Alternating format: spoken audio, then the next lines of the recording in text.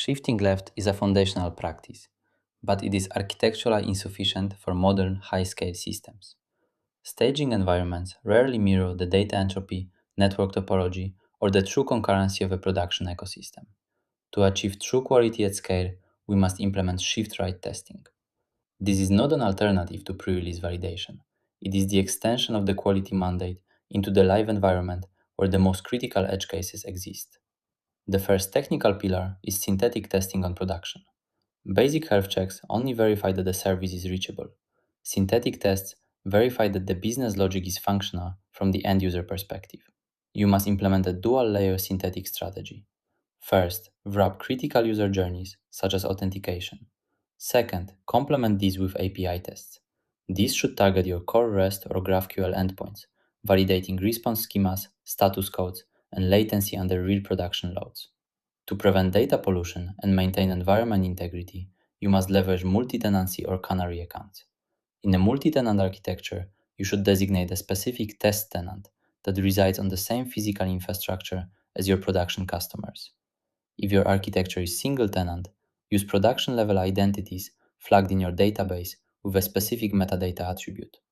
This allows your synthetic scripts to execute state-changing transactions, like placing an order or updating a record, while ensuring those actions are programmatically excluded from financial reports, machine learning models, and downstream analytics.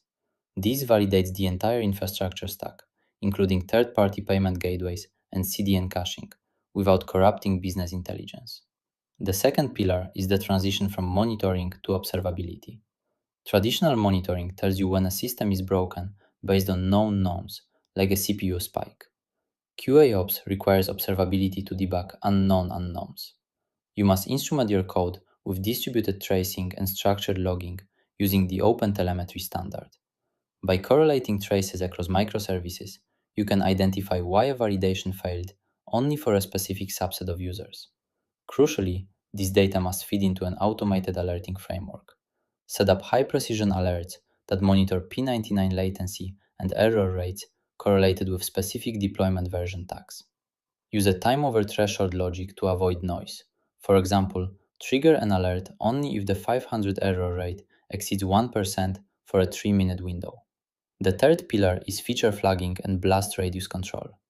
Testing in production is only safe when you decouple deployment from release. Integrate a feature management tool like Launch Darkly or Unleash. Deploy new code in a dark state, hidden from the general public. Execute a Canary release by toggling the feature for only 5% of your traffic. Use your observability dashboards to monitor the delta in performance between the control group and the Canary group. If the metrics remain stable, you proceed with a full rollout. To deepen your mastery of the production lifecycle, you should also investigate advanced strategies such as infra and database auditors for data consistency, crowdsource bug bounties for security surface area, and traffic shadowing to mirror live loads to new services. Furthermore, look into user journey replications based on real session data and chaos engineering to verify system resilience under injected failure.